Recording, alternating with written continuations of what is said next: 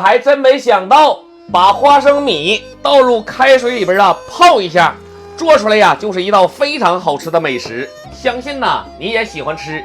然后咱们再放点花椒、大料、桂皮、香叶，一起给它泡5分钟。再准备点葱姜、大蒜，给它切成片，放到盆里边备用。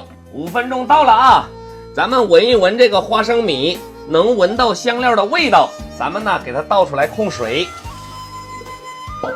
咱们泡花生米的目的是为了把这个花生米表皮回软，更容易入味儿，做的时候不容易糊。我每天都会分享一道简单好吃的家常美食，大家喜欢的点赞收藏起来，顺便也帮罗哥点个关注，感谢大家伙的支持。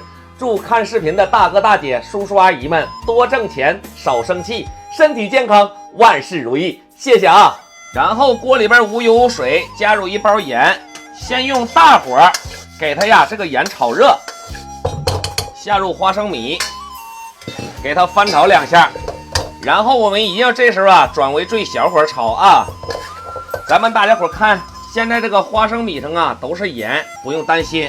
等我们把这个花生米炒熟了，这个盐炒干了，它就会脱落。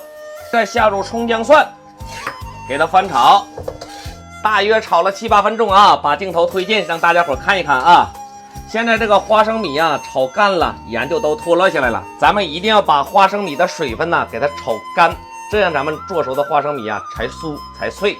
然后大家伙也可以听听它的声音它有噼啪的响。再看看这个花生米表面微微发黄，起了小虎皮儿。这时候我们就给它关火，花生米就熟了。再给它炒2分钟酥脆度更好。又炒了2分钟接下来咱们给它倒出来把这个盐给它控出来。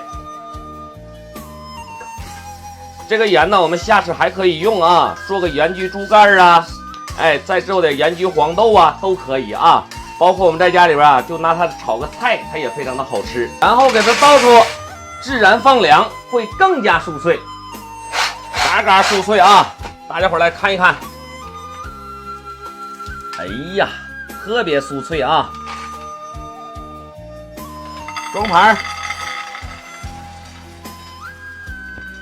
以后花生米就像我这样做，香酥入味，咸淡适中，可好吃了。